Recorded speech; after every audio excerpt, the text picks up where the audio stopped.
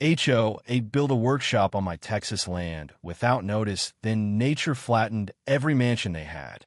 Have you ever woken up to find a stranger's building standing on your own damn land? Because that's exactly how this all began.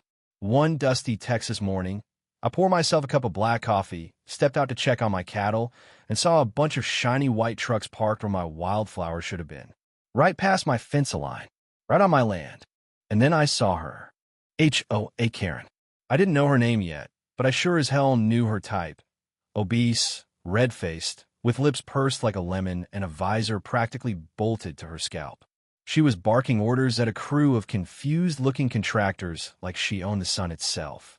She turned toward me and raised a clipboard with the confidence of someone who'd never been punched by consequences. "You can't be here, sir," she said. "This is regulated HOA development land now." I blinked. I laughed. Then I stopped laughing, because right behind her, where my juniper trees used to stand, was a half-built wooden workshop I never approved, paid for, or even knew about. "You built that on my property," I said, stepping forward. "No," she replied, smug as sin. "We reclaimed it for community enrichment." And just like that, the war began. Now, I ain't a man who throws tantrums. But you mess with my land, my family's land, you'd better pack a parachute, because the fall's going to be steep. That plot had been in my family since 1892. My great-great-granddad carved his initials in an old cedar stump just up the ridge. It wasn't for sale, it wasn't zoned for anything but grazing, and it sure as hell wasn't under her HOA's control. But according to Karen and her makeshift Development Expansion Committee, it was now. Somehow, and this is the first twist, they'd filed forged easement papers with the county clerk claiming my western acres had been voluntarily annexed into their HO. I only discovered that when I marched into the records office with a copy of my deed, and the clerk squinted, confused, saying, "Wait, didn't you already approve this?" I nearly flipped the whole damn desk.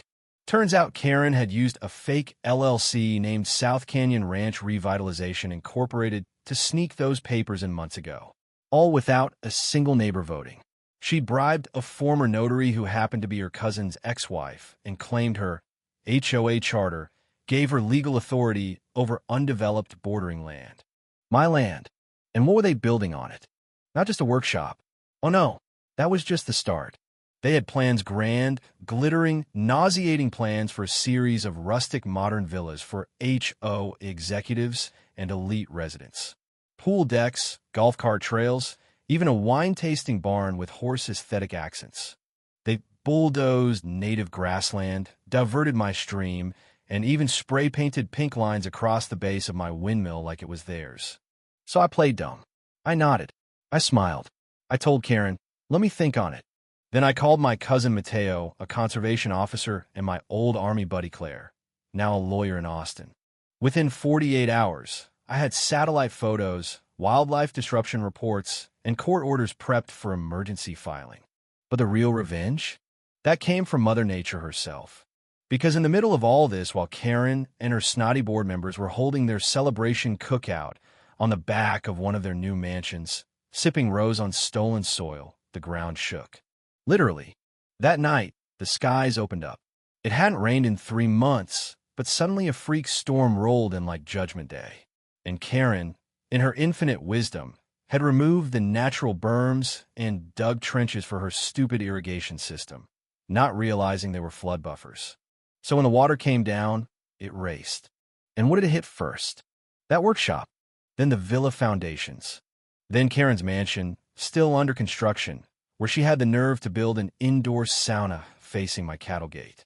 Every single rustic modern structure slid downhill in a glorious, mud-slick parade of karma. Roofs collapsed, wine bottles shattered, solar panels ripped off like foil. And me? I watched it all from my front porch, holding a beer while my motion sensor camera caught the whole glorious mess. Karen came pounding on my door at dawn, covered in mud and screaming, "You planned this." I just raised my hands. "Can't sue God, lady." Karen didn't leave. She just stood there in her mud-streaked Crocs, face twitching like she couldn't believe the world didn't revolve around her clipboard. Her fake eyelashes were halfway peeled, and her visor had a chunk of insulation foam stuck to it like a soggy feather. She looked like a raccoon who'd been evicted from a dumpster. "I'm reporting this to insurance," she shrieked, jabbing her stubby finger toward my barn, as if it had rained on purpose to spite her. This was a deliberate act of sabotage.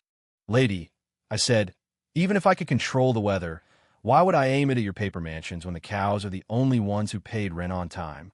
But Karen wasn't listening. She spun on her heel, stormed back across my land, still trespassing, and began shouting into her phone about emergency contractors, legal retaliation, and thousands in damages.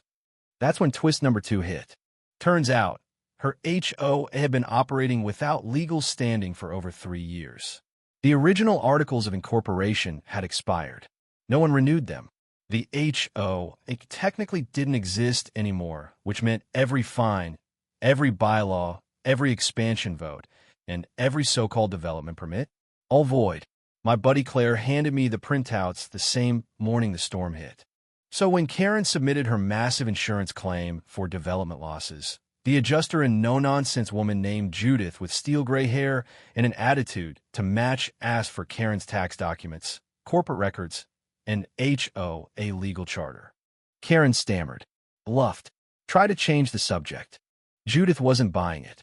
"You're telling me," she said slowly, "that you filed permits, built luxury units, bulldozed a natural floodplain, and claimed easement rights without a valid legal entity behind any of it?" Karen's silence was louder than thunder. Judith leaned forward across her clipboard, tapping it with her pen. "Then I'm afraid this is not a weather claim. This is fraud." And just like that, the flood wasn't the only thing that came crashing down. By noon, 2 unmarked black SUVs rolled up outside Karen's precious mansion skeleton. I watched from my porch with a thermos of sweet tea as federal officials from the EPA and Texas Land and Wildlife disembarked. Apparently, all that soil her team had dug up, it was part of a protected watershed zone.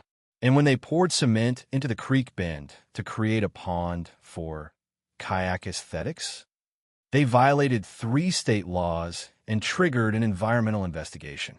Karen was screaming again, but this time no one was listening, especially not her fellow board members, who started bailing faster than water from a sinking dinghy. One of them, a sniveling man named Barry with an HOA tattoo, yes, tattoo, even turned whistleblower within 48 hours. He gave up emails, receipts, photos, everything. That was the final nail. 3 days later, I stood in front of the county courthouse watching Karen, still mud-stained, now in an ill-fitting blazer and sneakers, get formally charged with forgery, environmental destruction, and criminal misrepresentation of authority. The judge didn't even flinch. "You are hereby ordered to pay restitution for all property damages, legal fees, and environmental recovery costs. Furthermore, you are banned from holding any position of neighborhood authority for the next 20 years. And then cherry on top, the judge looked straight at me and said, "Mr. Wheeler, if you'd like to file a civil suit, you are more than entitled to proceed." I nodded. Oh, I was going to file one, all right. But first, I had something better. See, there was still that half-sunken workshop sitting like a broken birdhouse at the edge of my pasture. It was ugly, rotten, and absolutely perfect for one last act of poetic justice. I called up a local artist friend. Over the next month, we repurposed the fallen beams, the pink spray-painted boards, and even the old HOA zone sign into something new. A public art installation. We titled it Entitlement Eroded. It featured a life-size statue of a woman in a crooked visor, holding a crumbling blueprint, surrounded by cacti, growing through the remains of a busted porch swing and a broken wine rack. Visitors came from neighboring counties. Tourists posed with it. Even the local newspaper ran a story titled, HOA House of Cards Washed Away by Storm and Truth. As for Karen, she tried to move 3 towns over and start fresh. But word got out. The internet never forgets, especially not when you're in 10 viral TikToks tagged Karen Karma and mudslide justice. The last I heard, she was living in an RV on her brother's property, blaming climate change and jealous neighbors for everything. Meanwhile, my ranch is thriving. The land has healed. The wildflowers are back. And the floodplain? Protected permanently under my family's name. So tell me this, friend. Was justice served? True or false, you decide.